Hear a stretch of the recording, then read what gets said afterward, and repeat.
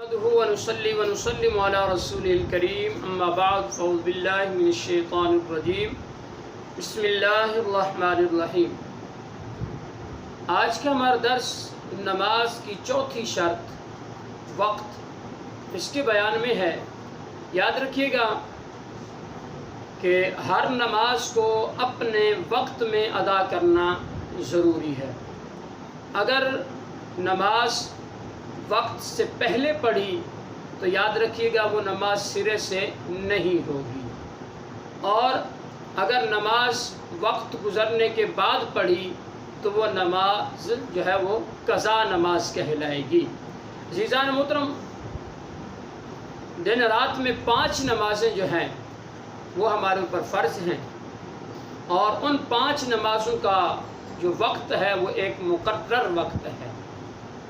جیسے نماز فجر کا وقت ہے، یہ طلوع صبح صادق سے لے کر آفتاب یعنی سورج کی پہلی کرن چمکنے تک ہے۔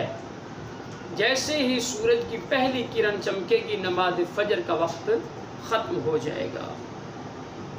اور اسی طرح نماز ظہر کا جو وقت ہے وہ آفتاب سے اس وقت تک ہے، آفتاب کے ڈھلنے سے اس وقت تک ہے جب ہر چیز کا سایہ دگنا ہو جائے سایہ اصلی کے علاوہ۔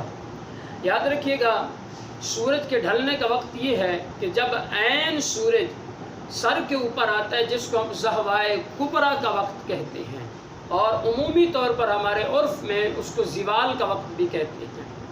تو یہ بالکل سر کے اوپر آ کر تھوڑی دیر کے لیے سورج رکتا ہے، پھر جب یہ مغرب کی جانب گویا کہ ڈھلنے کی جانب یہ جب بڑھتا ہے تو اس کو پھر ہم زوال کا وقت کہتے ہیں، اور اس وقت سے جو ہے وہ نماز ظہر کا وقت شروع ہو جاتا ہے، کیونکہ زہوائے کبریٰ کا جو وقت ہوتا ہے وہ یہاں ختم ہو جاتا ہے۔ اب سورج ڈھلنے کی جانب جب بڑھتا ہے تو نماز ظہر کا وقت شروع ہو جاتا ہے، اور جب ہر چیز کا سایہ دگنا ہو جائے، 2 مثل ہو جائے سایہ اصلی کے علاوہ، تو اس صورت میں جو ہے وہ نماز ظہر کا وقت ختم ہو جائے گا۔ بعض احباب ائمہ جو ہے وہ 1 مثل سایہ کے بھی قائل ہیں، لیکن ہم احناف کے نزدیک جو سایہ ہے وہ 2 مثل ہے۔ عزیزان محترم، سایہ اصلی کی جو پہچان ہے وہ کس طرح ہونی چاہیے؟ کوئی بھی چیز آپ زمین پر گاڑیں عین زہوائے کبریٰ کے وقت، اور اس وقت دیکھیں کہ اس چیز کا سایہ کہاں ہے، تو یقیناً جب سورج سر کے اوپر ہوگا تو اس چیز کا سایہ اسی چیز کے بالکل ارد گرد گول دائرے کی صورت میں ہوگا، اور وہ اس کا سایہ اصلی ہوگا۔ اور اس کے بعد جیسے سورج ایک جانب ہوگا یعنی ڈھلنے کی جانب ہوگا تو وہ سایہ اس چیز کا جو ہے وہ آہستہ آہستہ دوسری جانب نکلنا شروع ہوگا۔ تو اب وہ جو پہلا سایہ جو گول دائرے کی صورت میں اس کے نیچے ہے وہ اس کا سایہ اصلی ہے۔ اب اس سایہ کو ہم شمار نہیں کریں گے۔ اب وہ چیز جو لکڑی وغیرہ یا کوئی بھی چیز جو ہم نے زمین میں گاڑی ہے، اب ہم اس کو 2 مثل ناپیں گے۔ 2 مثل جب ماپ لیں گے اس کو، تو وہ جو سایہ اس کا بنے گا یعنی جہاں تک اس کے 2 مثل پہنچے گی تو وہاں تک جب سایہ پہنچے گا تو وہ نماز ظہر کا وقت ہوگا، اور اس کے بعد پھر نماز ظہر کا وقت ختم ہو جائے گا جہاں جیسے ہی سورج کا سایہ دگنا ہوگا، اس چیز کا سایہ یہ جو چیز موجود ہے اس کا سایہ۔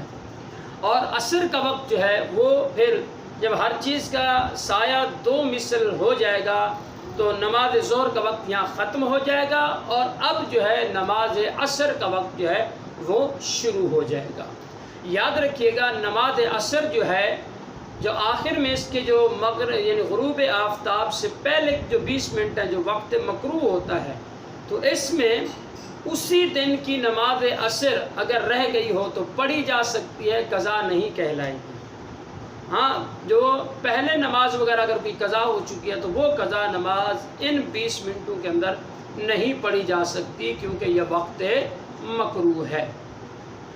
تو عصر کا جو وقت ہے وہ جب 2 مثل سایہ ہو جائے گا وہاں شروع ہو جائے گا، اور جیسے ہی سورج غروب ہوگا، سورج کے غروب ہوتے ہی نماز عصر کا وقت ختم ہو جائے گا، اور فوری طور پر پھر نماز مغرب کا وقت شروع ہو جائے گا۔ نماز مغرب کا وقت غروب شفق تک ہے۔ شفق ایک سفیدی اور زردی نما، یہ عمومی طور پر جو ہے وہ اوپر آسمان پہ پھیلتی ہے نماز مغرب کے تقریباً گھنٹے بعد، یا اس کچھ آدھے پونے گھنٹے بعد جو ہے وہ اوپر پھیلتی ہے۔ تو جب وہ روشنی ختم ہوگی، سیاہی میں تبدیل ہوگی، تو اس وقت جو ہے مغرب کا وقت ختم ہو جائے گا اور نماز عشاء کا وقت وہاں سے شروع ہو جائے گا۔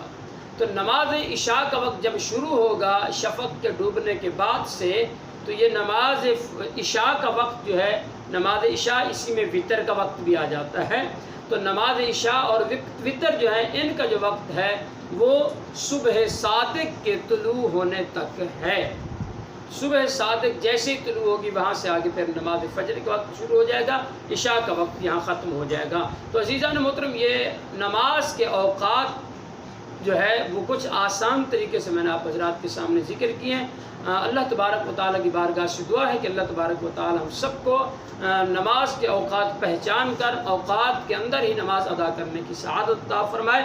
آمین۔ وآخر دعوانا ان الحمد للہ رب العالمین۔